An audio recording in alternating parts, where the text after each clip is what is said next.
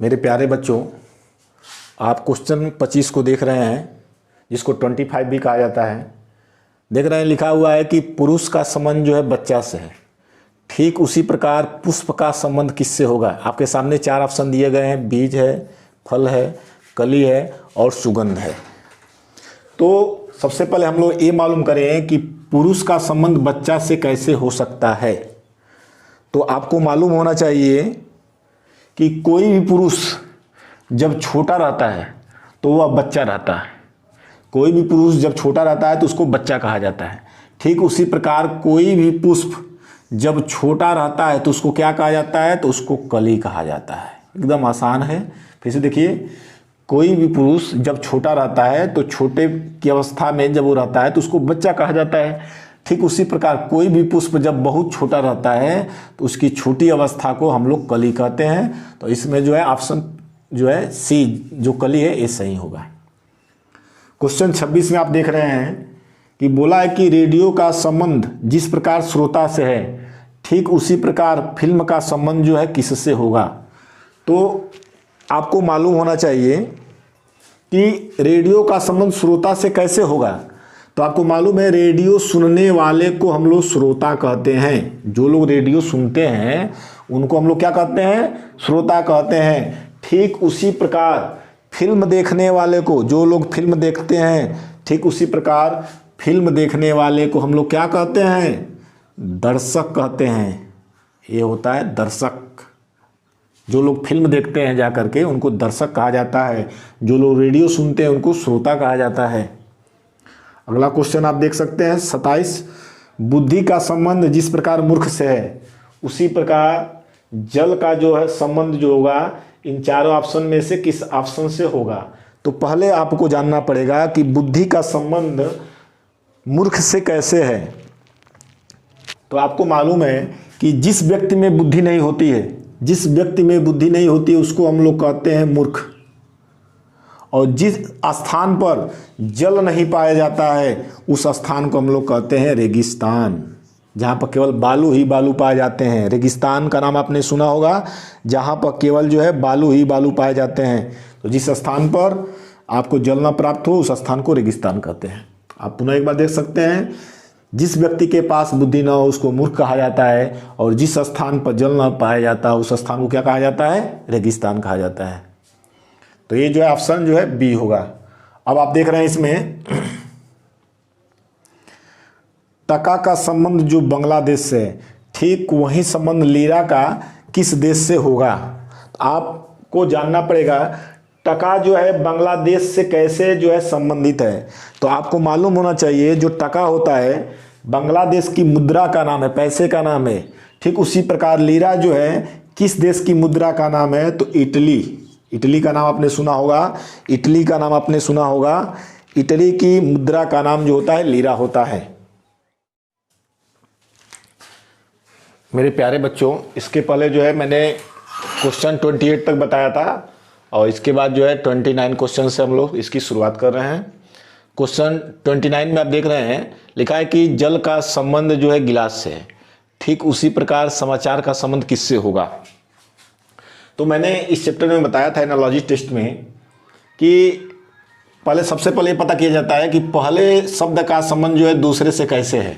ठीक उसके बाद ये मिलाया जाता है कि इस शब्द का जो है अगले शब्द से संबंध वैसे ही होना चाहिए। तो आपको मालूम है कि गिलास में, आप देख रहे हैं यहाँ पर, गिलास में जैसे जल आता है, ठीक उसी प्रकार कोई ऐसा होगा वस्तु जिसमें जो है समाचार आता होगा। तो ये पत्र है, पत्र में आपको मालूम है कि समाचार आता है। पुनः देखिए, जिस प्रकार गिलास में जो है जल आता है, ठीक उसी प्रकार पत्र के माध्यम से जो है समाचार आता है। अर्थात पत्र जो है यहाँ पर इस जो 4 ऑप्शन पत्र है वह क्वेश्चन 29 का जो होगा आंसर होगा। उसके बाद क्वेश्चन 30 में बोला है एन का संबंध जो है जापान से है, ठीक उसी प्रकार रूबल का संबंध किससे होगा। तो आपको मालूम है कि जापान की मुद्रा का नाम एन होता है। जापान की जो मुद्रा होती है उसको एन कहा जाता है। ठीक उसी प्रकार किस देश की मुद्रा का नाम रूबल होगा। तो आप अगर जीके पढ़े होंगे तो एक देश है जिसका नाम है रूस, उस देश की मुद्रा का नाम रूबल होता है, लेकिन ऑप्शन में कहीं भी रूस नहीं है, अर्थात इनमें से कोई नहीं ऑप्शन होगा, इनमें से कोई नहीं। अब आप क्वेश्चन 31 को देख रहे हैं, जिसमें बोला है कि ग्रह का संबंध जो है खगोलज्ञ से है, ठीक उसी प्रकार मौसम का संबंध जो है किससे होगा। तो आपको मालूम है कि ग्रह का अध्ययन करने वाले जो लोग होते हैं उनको हम लोग खगोलज्ञ बोलते हैं, ठीक उसी प्रकार मौसम का अध्ययन करने वाले जो लोग होते हैं उसको हम लोग बोलते हैं मौसम विज्ञानी। ये ऑप्शन जो है दूसरा सही होगा। और क्वेश्चन 32 आप देख रहे हैं, जिसमें लिखा है कि प्रकट शब्द का संबंध जो है गोपनीय से है, ठीक उसी प्रकार स्पष्टवादी शब्द का संबंध किससे होगा। तो आपको मालूम है प्रकट का संबंध गोपनीय कैसे है, तो आपको मालूम है कि प्रकट का जो विपरीत शब्द होता है उसको गोपनीय कहा जाता है, ठीक उसी प्रकार स्पष्टवादी का जो विपरीत शब्द होता है उसको हम लोग कहते हैं झूठा, अर्थात झूठ बोलने वाला। अभी तक हम लोगों ने क्वेश्चन 32 तक पढ़ा था, अब जो है क्वेश्चन 33 जो है हम लोग पढ़ने जा रहे हैं। ये जो है बड़ी शुभ काम से शुरुआत हो रहा है। यहाँ पर दिया हुआ है जिस प्रकार विवाह का संबंध जो है समारोह से है, ठीक उसी प्रकार मृत्यु का संबंध जो है किससे होगा। तो आपको मालूम होना चाहिए कि जिस प्रकार विवाह में समारोह मनाए जाते हैं, फंक्शंस मनाए जाते हैं, ठीक उसी प्रकार मृत्यु में क्या मनाया जाता है, विलाप। मृत्यु में कोई खुशी तो मनाएगा नहीं, विफलता तो कोई है नहीं मृत्यु। तो जिस प्रकार विवाह में समारोह मनाए जाते हैं, ठीक उसी प्रकार जब मृत्यु किसी का होता है तो लोग विलाप करते हैं, विलाप मनाते हैं, रोते हैं। तो जो है क्वेश्चन 33 का जो है ऑप्शन जो है बी, अर्थात जो है दूसरा जो है ऑप्शन इसका सही होगा। अब जो है क्वेश्चन 34 आप देख रहे हैं, बोल रहा है कि सहयोग का संबंध बचाव से है, ठीक उसी प्रकार प्रार्थना का संबंध किससे होगा। तो आपको मालूम होना चाहिए कोई भी व्यक्ति हो अपने बचाव के लिए दूसरों से सहयोग मांगता है, किसी भी प्रकार का बचाव हो तो वह दूसरे से सहयोग मांगता है। ठीक उसी प्रकार अगर किसी व्यक्ति को अपनी सहायता कराना हो, किसी से कोई सहायता मांगना हो, तो वह जो है प्रार्थना करता है।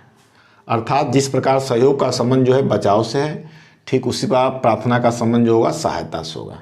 अभी मैंने एक बताया आपको कि किसी भी प्रकार के बचाव के लिए लोग एक दूसरे से सहयोग मांगते हैं, ठीक उसी प्रकार किसी भी प्रकार की सहायता के लिए दूसरों से प्रार्थना किया जाता है। तो ये जो सहायता जो है ऑप्शन पहला जो है ये सही है। उसके बाद बोला है गैरेज का संबंध जो है मोटर कार से है। जो बच्चे जो है 2 पहिया 4 पहिया 3 पहिया चलाते होंगे उनको मालूम होगा कि गैरेज का जो संबंध जो है मोटर से कैसे है। तो मोटर कार को जो रखे जाने वाला स्थान होता है जहाँ पर मोटर कार रखे जाते हैं उसको गैरेज कहा जाता है। या इसका रिपेयरिंग कराना हो, किसी भी प्रकार की गड़बड़ी हो, तो वहाँ पर जो है हम मोटर कार से संबंधित जितनी भी चीज़ें हैं उनको सही कराना हो या उनको रखना हो तो गैरेज में रखा जाता है। ठीक उसी प्रकार वह कौन सा स्थान है जहाँ पर जहाज को अर्थात वायुयान को रखा जाता है, तो उस स्थान का नाम है हैंगर। ये कपड़ा टांगने वाला हैंगर नहीं है, ये वायुयान जहाँ पर रखे जाते हैं, जहाज जहाँ पर हवाई जहाज रखे जाते हैं उस स्थान का नाम है हैंगर। अड्डा नहीं होगा, गोदी नहीं होगा, क्योंकि गोदी में बच्चे रखे जाते हैं, हवाई जहाज वायुयान नहीं रखे जाते, और वर्कशॉप भी नहीं होगा। उसके बाद आप देख रहे हैं क्वेश्चन 36 जिसमें बोला है कि भूसी का संबंध जो है चावल से है, तो खोल का संबंध जो है किससे होगा। इस क्वेश्चन को हमारी माता बहनें जो भी हैं बहुत अच्छे से समझ सकती हैं। तो भूसी का संबंध जो है चावल से कैसे है, तो अगर आप ध्यान देंगे तो आपको मालूम है कि चावल के, अब यहाँ से आप इस शब्द को इससे जोड़िए, चावल के छिलके को ही भूसी कहा जाता है। तो किसके छिलके को हम लोग खोल कहेंगे, तो मोती का छिलका तो खोल कहलाता नहीं है, सेम का छिलका भी नहीं कहेगा, सेब का छिलका भी नहीं। अर्थात मेरे प्यारे बच्चों, इसके पहले मैंने क्वेश्चन 36 तक बताया था, अब जो है क्वेश्चन 37 से हम इसकी शुरुआत कर रहे हैं। एनालॉजी टेस्ट आप लोग पढ़ रहे हैं। देखिए इसमें बोला है दूध का संबंध जो है क्रीम से, ठीक उसी प्रकार धान का जो है संबंध किससे होगा। तो आपको मालूम होना चाहिए, आप सीख रहे हैं तो, कि दूध का संबंध जो है क्रीम से कैसे होगा। तो जिस प्रकार दूध से क्रीम निकाला जाता है, आपको मालूम है जिस प्रकार दूध से क्रीम निकाला जाता है, ठीक उसी प्रकार धान से क्या निकाला जाता है, भूसी निकाला जाता है। धान से भूसी निकलती है। तो ये जो गलत हो गया कटा चावल हुए ना